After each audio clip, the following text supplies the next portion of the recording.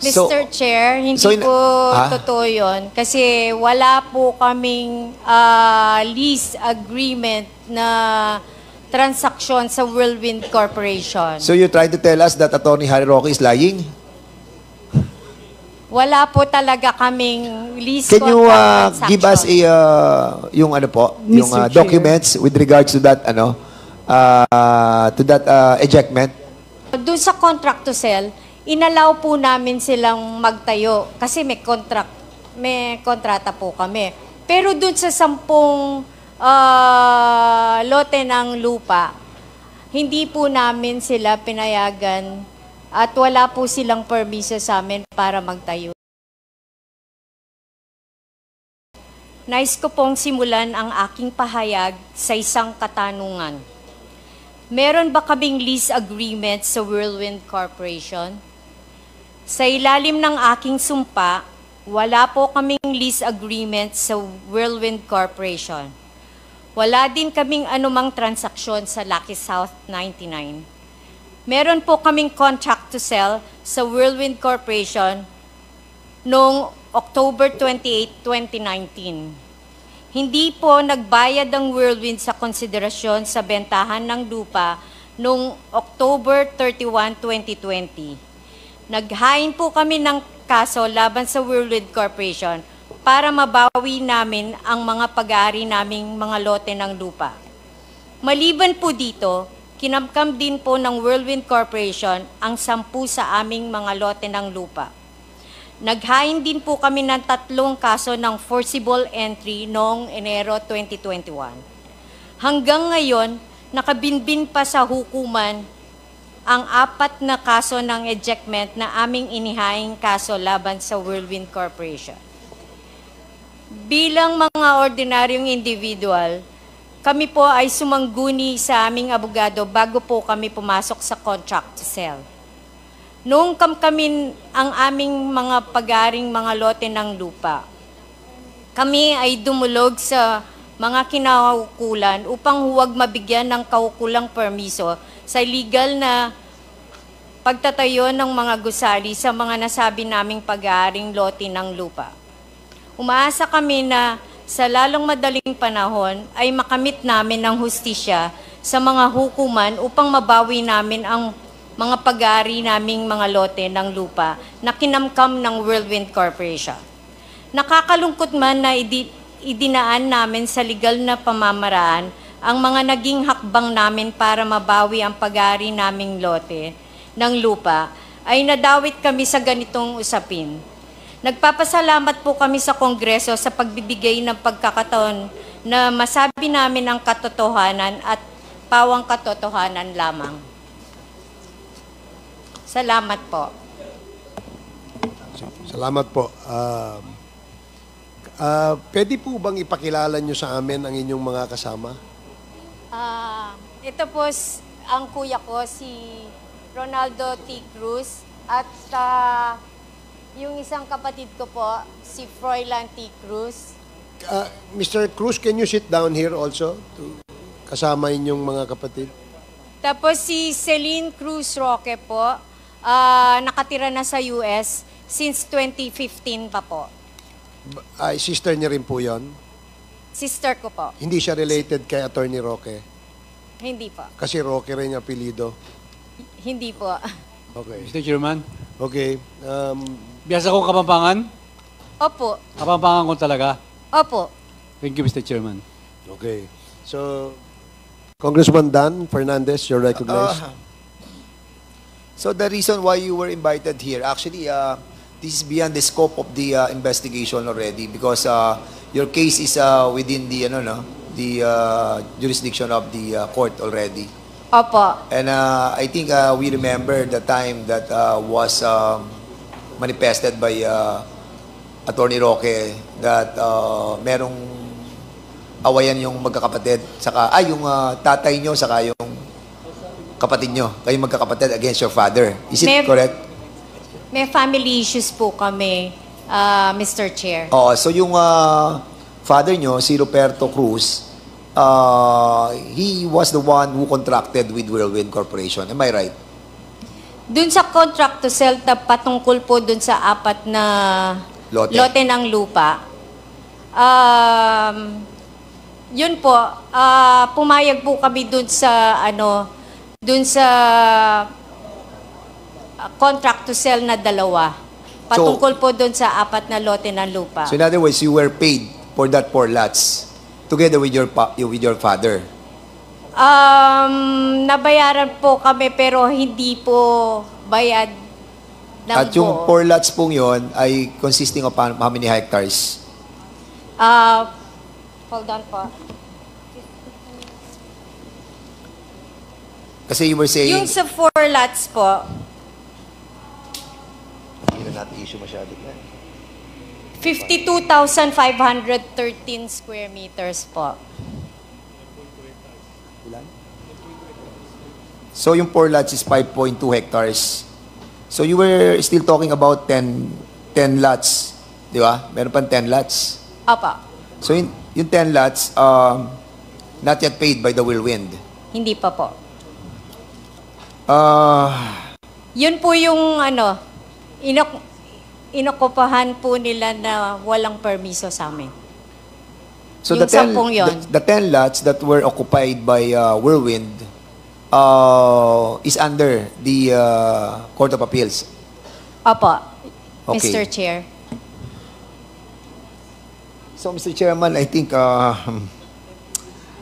Sa MTC po yun, as MTC, trial court. Opo. was there already a decision by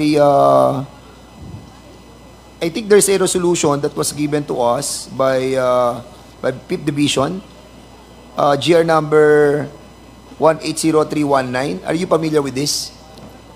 Opo, yung sa Court of Appeals po. So what's the decision of the Court of Appeals? Bale po, na-dismiss po yung Yung petition. petition for Ng, annulment Whirlwind. of judgment. Okay. So Mr. Chairman, Mr. Chairman, just a quick interjection. go ahead, Congresswoman Janet. May we know when the Cruz family sold or had signed a contract to sell with Whirlwind, who was the representative of Whirlwind? Sino po ang kaharap or kausap nila? Nung nagpirmahan po kami sa contract to sell, si Cassandra Leong lang po yung nandun. Kaya ang sabi po nila, magsasubmit na lang po daw ng notaryadong contract to sell yung Whirlwind Corporation.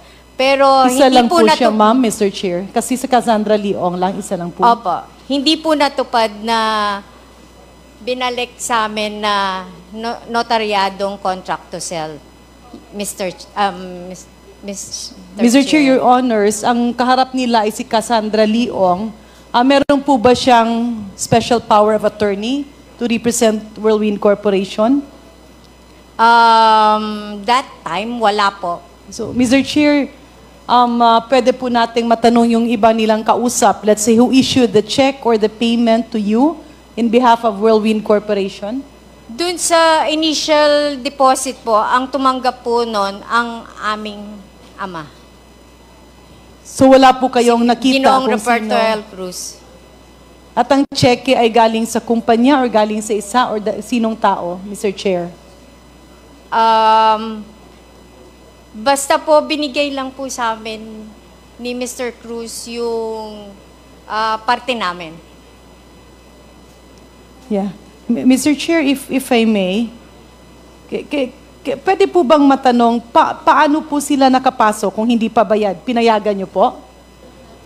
Pumasok po. Di ba may property kayo? Sabi niyo, 5.2 hectares ang binenta, pero ang total niyo na lupa ay 10 hektarya. Kung bakit po Paano sila nakapasok dito sa Nakapatayo. portion na hindi pa bayad? Dahil po dun sa contract to sell po, So may contract to sell, hindi pa na binayaran, nakapasok na sila. Tama Na po ba, ano? ma'am, Mr. Chair? bale po, Para po malaman natin, kasi malamang baka meron pang ibang mga personalities involved. Sino ang kausap sa lokal? Sino ang kaharap na abogado?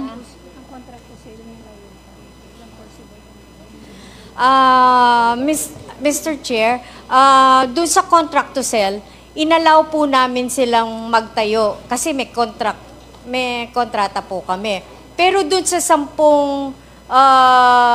lote ng lupa, hindi po namin sila pinayagan at wala po silang permiso sa amin para magtayo na. So in other words, doon sa, with the indulgence of Congresswoman Janet Garin, doon sa 10 lots, 10 lots yun, di ba? So, Opo, Mr. Chair. Ang ibig mo sabihin 10 lots, hindi siya necessarily 10 hectares. Or 10 hectares siya. Hindi po. So, how many hectares are we talking about? 69,800 square meters So, po yun. 6.9 hectares. We're talking about 6.9 hectares. Opo, Mr. Sa 10 Chair. lots. Opo. At sa 10 lots na yon, pumasok sila. How many buildings were constructed on that 6.9 hectares? Kasi meron tayong, I think, 42 buildings there, di ba? So, how many buildings were constructed on the 10 lots? Hindi po namin alam yun, Mr. Chair, kasi ang nakikita lang po namin, isang diretso lang po na gano'n. So, you were not able to secure the place wherein you are the owner of the property. Is that what you're trying to say to us? Dun sa 10 lote ng lupa, maliban po kasi sa paglalagay po namin ng no trespassing sign, naghain din po kami ng 4 ejectment cases at sumulat din po kami ng maraming sulat sa LGUs ng PORAC na patungkol sa illegal na pagtatayo po ng gusali ng Whirlwind So, Corporation. when did you start the filing of cases against them? During the time that it was already they were already beginning the construction, or prior to the commencement of the construction of the different buildings? Nung nag-umpisa na po kaming magpadala ng demand letters ng year 2020. 2020. Mr. Chair, tapos nag-file po kami ng kaso simula nung January 2021. So with all of these issues that we are talking about, yung tatay niyo po ang nakakontrata sa Whirlwind. In other words, even the 10 lots, tatay niyo ang nakakontrata. Hindi po namin alam. Kasi kami, wala kaming kahit anong lease agreement transaction sa Whirlwind Corporation. Attorney Roque, you are with Whirlwind Corporation. So, Yes, Mr. Chair. I think you are knowledgeable about the issue, no? So, yung 10 lots na pinag-uusapan, may kontrata ba si Mr. Ruperto Cruz with Whirlwind? The original contract of lease was entered into by Mr. Ruperto Cruz and Whirlwind, Your Honor. So, they have contract? They have a contract. And the contract to sell came about as a compromise agreement after cases for ejectment had already been filed. Oh. Mr. Chair, hindi so in- po Ah? totoo yun. Kasi wala po kaming lease agreement na transaksyon sa Whirlwind Corporation. So, you're trying to tell us that Attorney Harry Roque is lying? Wala po talaga kaming lease Can you contract give us transaction. yung ano po, Mr. yung Chair. documents with regards to that ejectment? Meron po ba kayo? Yeah. Mr. Chair, baka pwede mo na ring matanong, did they issue any special power of attorney? Chairman, in To relation to Mr. Chairman, Ruperto. Mr. Chairman. Ruperto, yes. Mr. Chairman, I've been waiting for the past several minutes, no, to ask the Cruz family. Well, in fact, I just give you, I yield my slot to you. Now you're entertaining interjection from Congresswoman Garin. What's I just asking the chairman, Mr. Chairman, I think. Okay, with the indulgence of Congresswoman Garin, Chairman Paduano is already heated up, and I'll be yielding my time to Congressman Paduano to explore more questions to the Cruz family, to the Cruz siblings.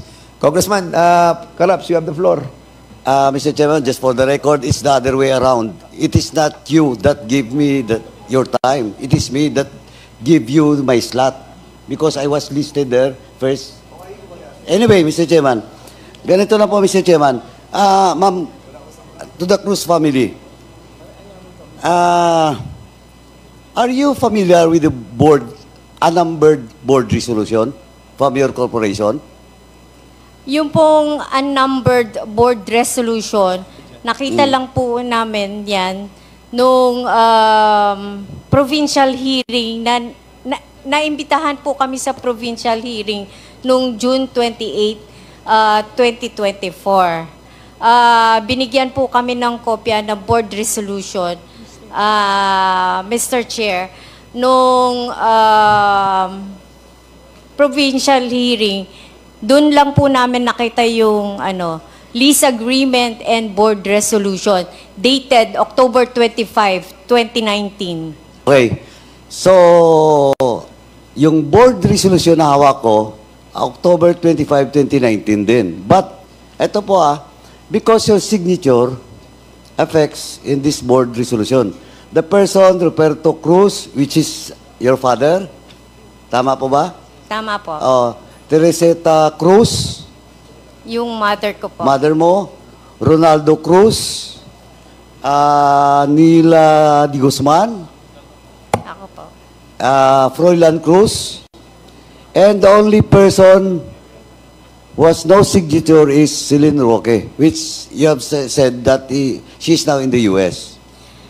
Opo. Oh, so you do, Mr. Chair, so do you hindi po confirm? Sandali po. Please don't speak unless you will be recognized by the chair. Sorry Okay? po. Okay. Now, do you confirm that indeed this document that you also submitted to this committee from the hearing in the Capitol is authentic? Sino pong notary public po ang nakalitaw? The notary public is attorney is Tablilio. Madilim. Tama. Attorney Estrabillo. May certification na po si Attorney Laila May Estabillo na sinabit po sa amin na hindi po niya ina-acknowledge yung board resolution na yan. At hindi po namin po lagda yung mga nakikita po dun sa board resolution October 25, 2019. Anyway, do you have a copy of that certification coming from the notary public that Yes, Mr. Chair. please submit this that document to this committee?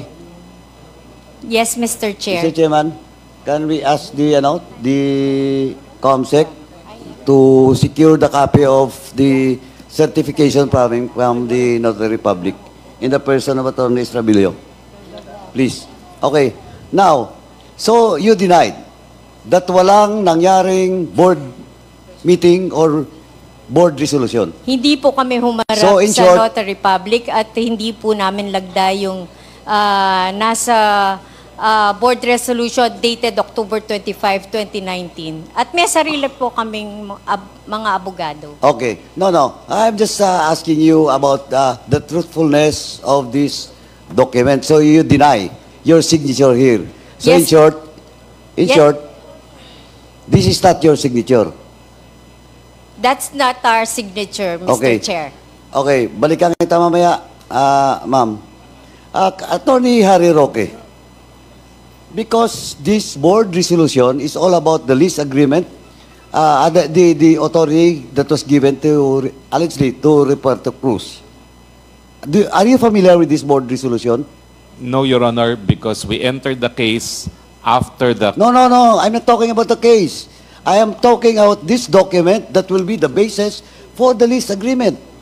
Well, I am not familiar with because precisely we entered the case after there was already a judgment.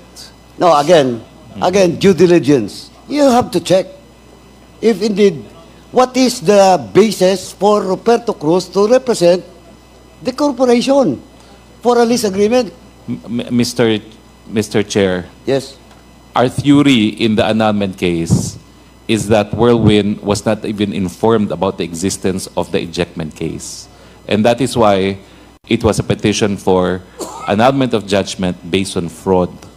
We were alleging that it was Roberto Cruz who got the lawyer and kept the fact that there was already a complaint for ejectment from Whirlwind. So they only found out that there was already a judgment against them when there was already a writ of execution issued against them. When was that? Well, we filed the case po in August. So what? August of 2023. So a few weeks before August was when they found out that there was already a writ of execution. So you started lawyering for Whirlwind when? August po of, August of 2023. Tama ba 2023?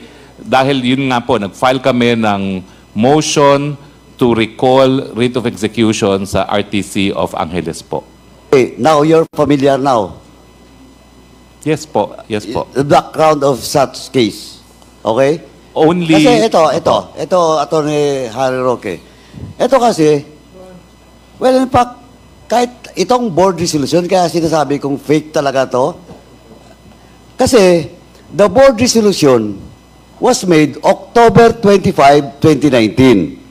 And it is a document that was presented during the hearing sa Kapitolyo. Tama? Tama po? Yes, Mr. Okay. Chair. Now, but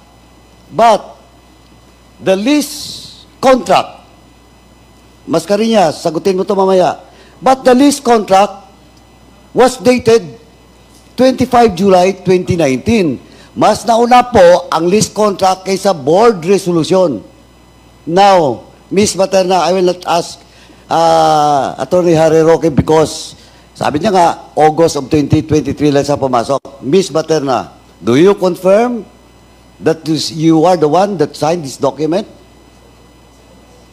Ano, Ms. Mascareñas? Do you confirm? Kung yan po yung pinakita sa akin kanina, yes ako po. Kinonfirm mo? May I see? Just to be, ano po. Chairman, can we ask the COMSEC?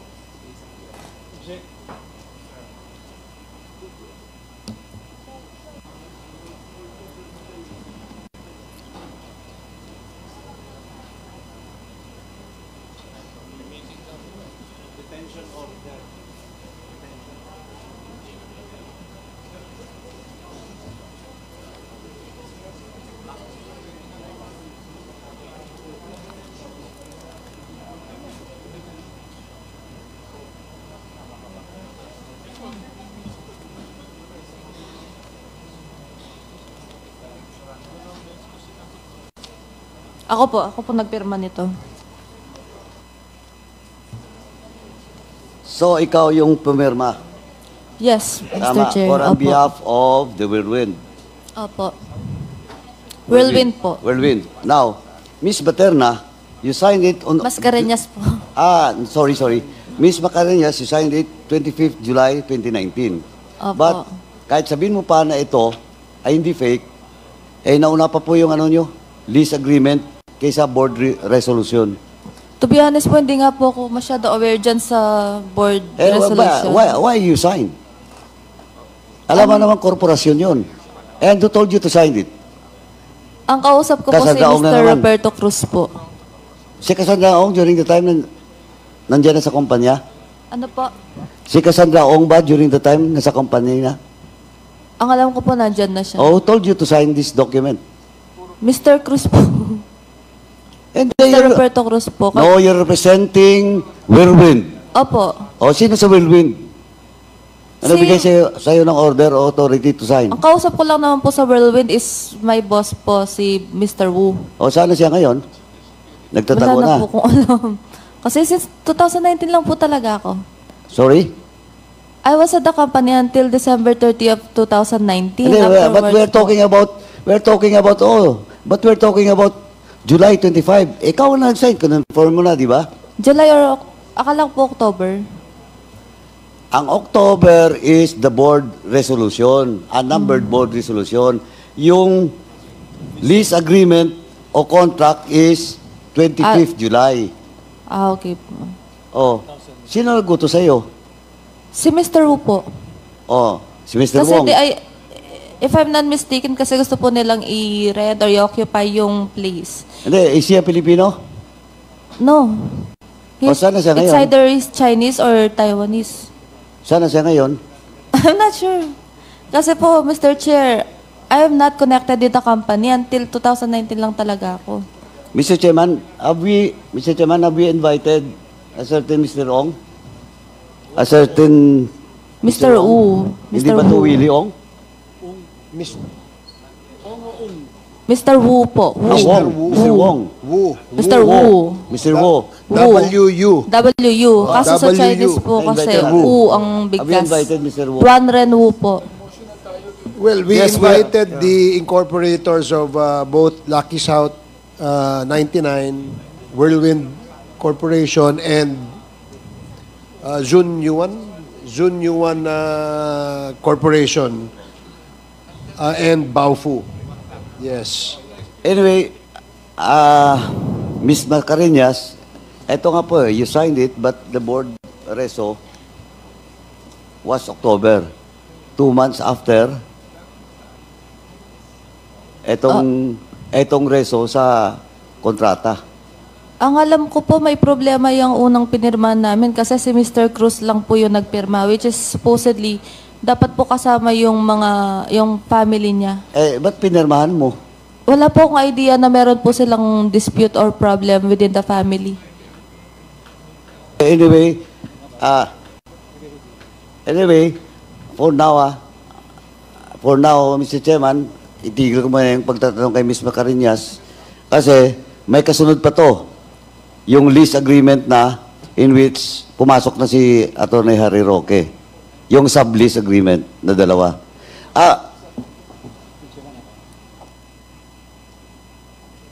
Gusto mo? Anyway, Ms. Cruz, yung nanay mo ba buhay pa? Opo. Why is not present today? Why she is not present?